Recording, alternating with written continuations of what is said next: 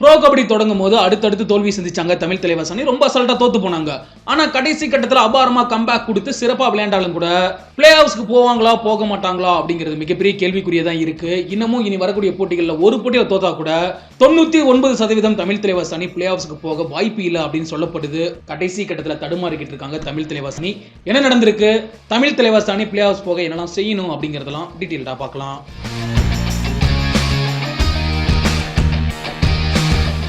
Bro கபடியோட 10வது சீசன்ல தமிழ் தலைவாஸ் அணி புள்ளிப்பட்டியல 9வது இடத்துக்கு தள்ளப்பட்டிருக்காங்க. இதனால பிளே ஆஃப்ஸ் கனவானது தமிழ் தலைவாஸ் அணிக்கு ரொம்பவே நெருக்கடியா மாறி இருக்கு.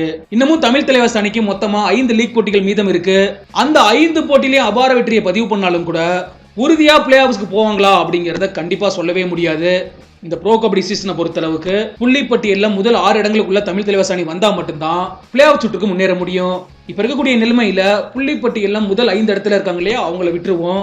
6வது இடத்த தமிழ் தலைவாஸ் அணி பிடிக்கணும் அப்படின்னா எத்தனை அணிகளோட தமிழ் தலைவாஸ் அணி போட்டி போடணும் அப்படிங்கறத பார்க்கலாம். புள்ளிப்பட்டியல்ல 9வது இடத்துல இருக்கக்கூடிய தமிழ் தலைவாஸ் அணிக்கு 4 அணிகளால பிளே ஆஃப் சுற்றுக்கு போறதை தடுக்க முடியும். 6வது இடத்துல இருக்கக்கூடிய குஜராத் ஜெயண்ட்ஸ், அதை தொடர்ந்து பெங்கால் வாரியர்ஸ், அதற்கு பிறகு பெங்களூர் புல்ஸ், 10வது இடத்துல இருக்கக்கூடிய யூ மும்பா.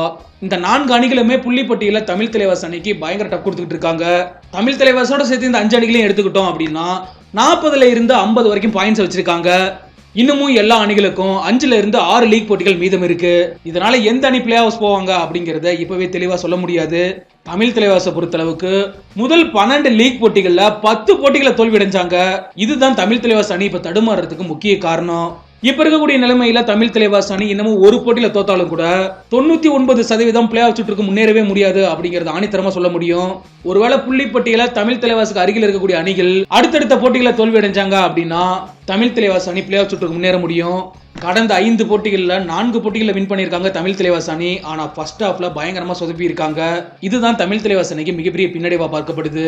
தமிழ் தலைவாஸ் அணி புள்ளிப்பட்டியல மொத்தமா 40 புள்ளிகளோட 9வது இடத்துல இருக்காங்க அப்படிங்கிறது குறிப்பிடத்தக்க விஷயம். நீங்களும் மறக்காம கமெண்ட் செக்ஷன்ல பதிவு பண்ணுங்க.